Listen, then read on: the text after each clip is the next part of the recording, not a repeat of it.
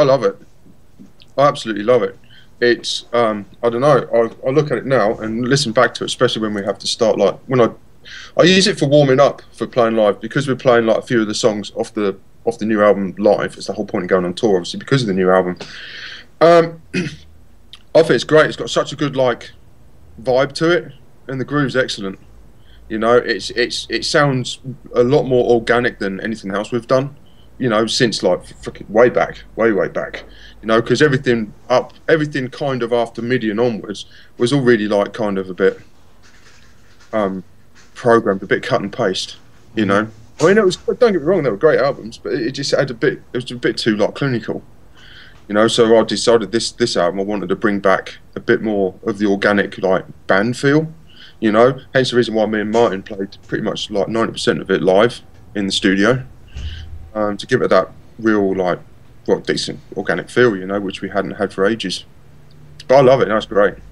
I first saw a grin in his graven lair. My heart started to canter to white skin and raven hair.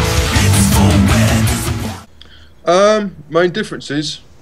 I put on this album, like I said, apart from it being more organic, I think the differences on this album are the way it was written. I still wrote pretty much all of it, but the how the riffs were played and like going back to what we used to do, well, way back before like when we used to have like the influences of like the old punk bands and and hence the reason why I'm bringing the groove back into it again. It's quite funny because like the press called it like new wave of British black metal, so it's like fuck knows where they got that title from, but it wasn't at all because we was doing this way back like when we were kids.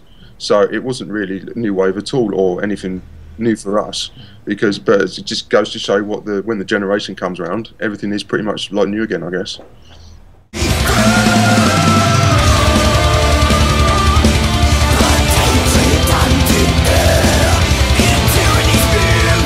Oh, it's king. Yeah, well, classics with classic albums, they obviously have to be out at like a next amount of time. But you know, since this album's been out, I've had so many people contact me saying how much they love it.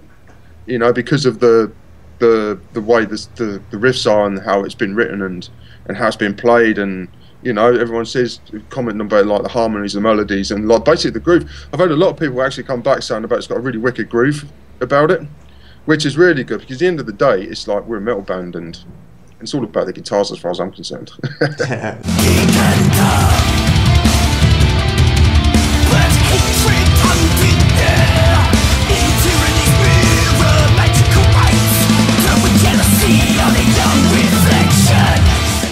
It's a return to the roots, as in the aspect of I made a conscious like effort of writing those particular style riffs, but it's definitely an evolution forward because we've never done an album really like this before. You know, it's just definitely a push forward for us.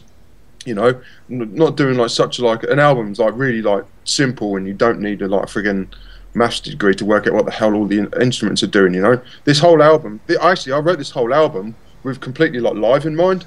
You know, the whole thing was done. I pictured every time I come up with something, I pictured what I was hoping the audience would be doing for playing it live. And 9 times out of 10, that usually I'm right. but sometimes you get the odd person going, "Oh, what's this?" But well, then that's good.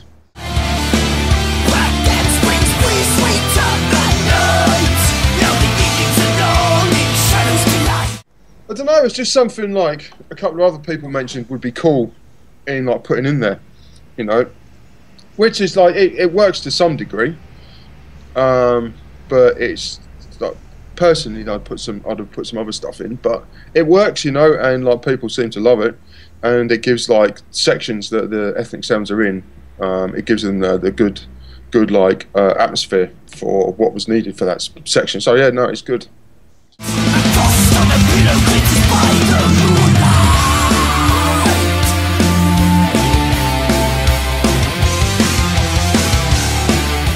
It's not particularly anything like, it's not a concept or nothing like that. I mean, Dan says in his interviews about this being like about monsters, etc., etc. So I have no idea, to be honest, because I just like to write the music. I leave the lyrics to him.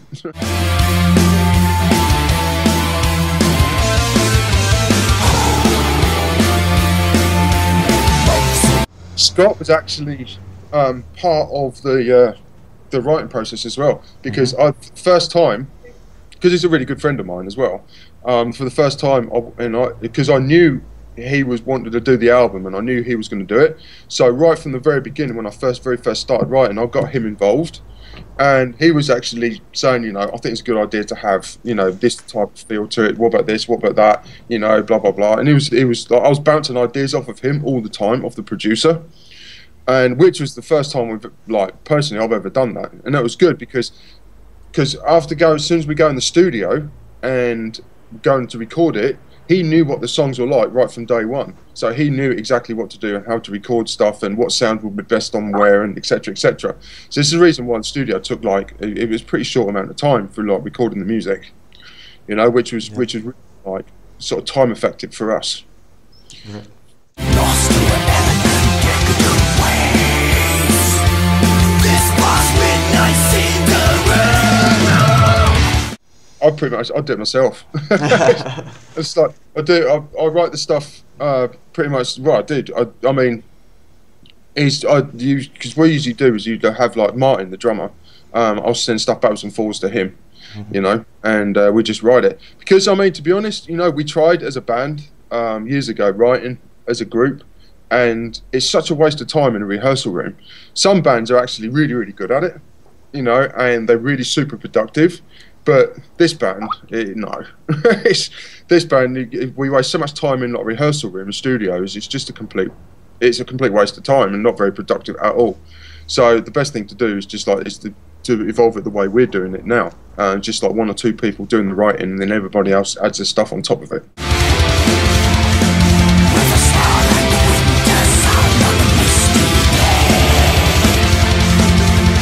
It's good. We've just done Europe. We've actually got North America coming up on start 22nd of February.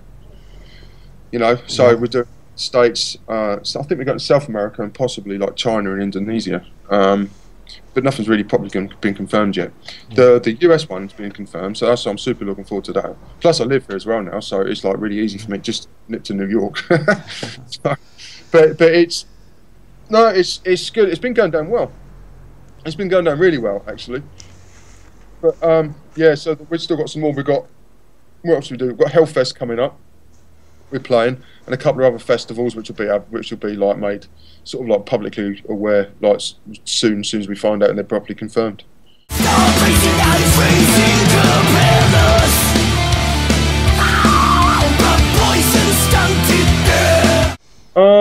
Let's take it year by year. Yeah, no, I don't know. How long's a piece of string? Do you know what I mean? It's just I can't see why not. It's in the end of the day, it's Cradle. Even though I absolutely love doing Cradle, you can't actually shy away from the fact it's my job. Do you know what I mean? It's my full-time career. So yeah, obviously because of that, you're gonna keep wanting to put out albums because bills need to be paid. Do you know what I mean? So whether anybody likes to hear that or not, it's just it's for the music, but the reality of it, we're all kind of in our 40s now, and shit's got to happen. It's got to be done seriously.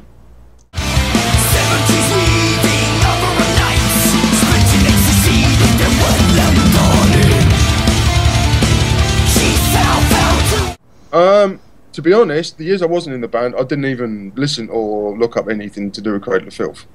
So it was just the next thing I knew Cradle was still going is when Danny called me to ask me to come back on what was it, From the Cradle to Enslave. It's the end of December 1999 I came back in the band. But yeah, no, I didn't, because I was too busy concentrating on my other bands. Yeah, no. At the time. So yeah, I didn't. As far as I was aware, Cradle wasn't even going.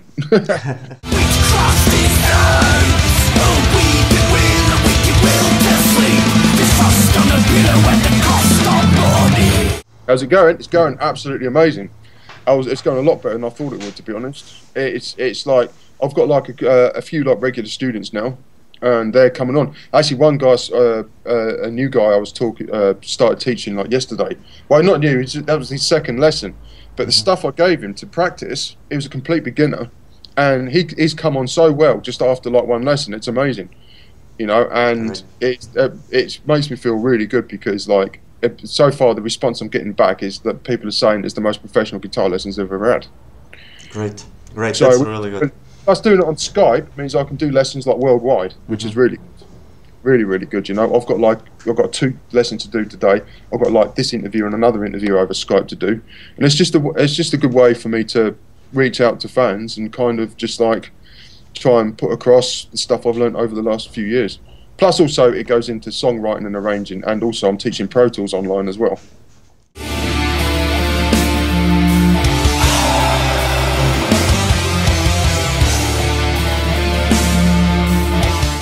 If people want to learn, if I get like complete beginners, it's brilliant. It's great because it means I can mould them into like really good players, and with hard work and like dedication and practice, I can mould them into that, and tell them not to do the bad habit mistakes that I've done over the years, because obviously from being self-taught. But another aspect of it is for teaching songwriting and arranging. Which is really good because there's a few students I've got like that, and then what I'll do, I'll take their riffs, put them into my Pro Tools, give them suggestions. So what we do, we build up their song between us with my pointers. Then I say, well, okay, you've got some ideas. I've given you some ideas. You go off and finish the song off. Then we'll share the track at the end of the session, you know, or end of the 2 or 3, 4 sessions, however long it takes.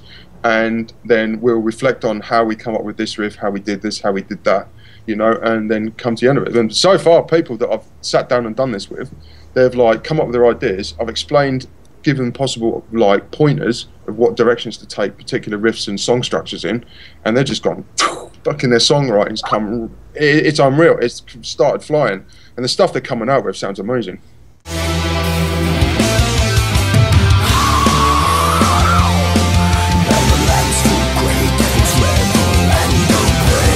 I think it's good. Do you know what I mean? It should happen. There's a couple of I found out there's a couple of like, I don't know the names, but there's a couple of pretty well-known drummers that do the same thing, give lessons like that. You know, it's good because like over the last 20 years or 18 years or however long it's been for like being like a professional player, you know, I've learned a lot of stuff to do with the industry.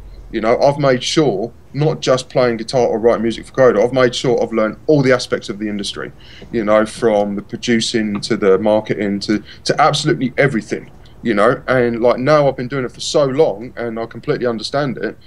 Now's the time for me to start sharing it with people, you know, like you said, it's kind of unheard of. People, I didn't want to just give a guitar lesson, because, or just like, oh, this is a scale, this is that, this is that. I want everything, all the lessons are completely tailored for the individual student, because it's one-on-one. You know, not one lesson's the same. You know, and I think more people should do it personally, because it's like you said, you don't really hear of people in bands giving like lessons like this. You know, which is kind of a good thing. But it should, just because you play in a band and you're fairly well known, it doesn't mean to say you're any better than anyone else. So for me, giving a guitar lesson, in my mind, I'm just a Joe Bloggs giving another person a guitar lesson. There's no mystical thing about it. Do you know what I mean? It's the way I see it.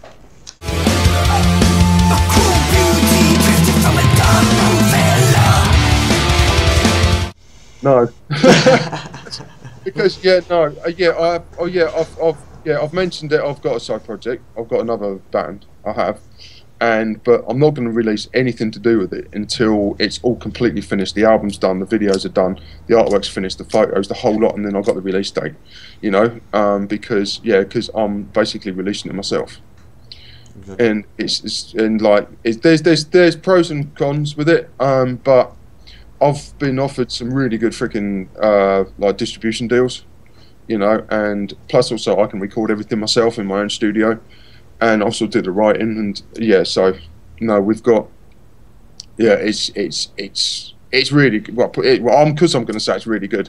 But the people that have actually came into my studio, like a couple of students or various other people, and I've sent a couple of tracks to like sort of close friends, they're completely blown away by it. I think it's different enough and fresh enough to like really make headway, which is really good, you know, because like it's not really played to like a particular metal structure at all. There's just a whole ton of stuff in there that really grooves, that I think sounds fucking wicked, and everybody else within the band thinks it's really fucking cool, and they're all added their own bits to it.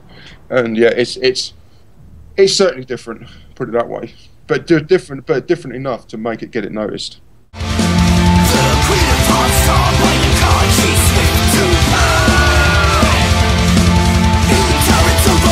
I just want to say thank you very much for the interview. It's a pleasure being my friend, obviously, because like you become like one of my friends now, and you know, I just want to say thank you so much to the fans of the band. You know, if it wasn't for you guys, we just wouldn't be able to do this. We really wouldn't, and thanks to everyone for interest in my guitar lessons and my artwork and future when my other band comes out, etc., etc., and just basically like supporting the stuff that I do.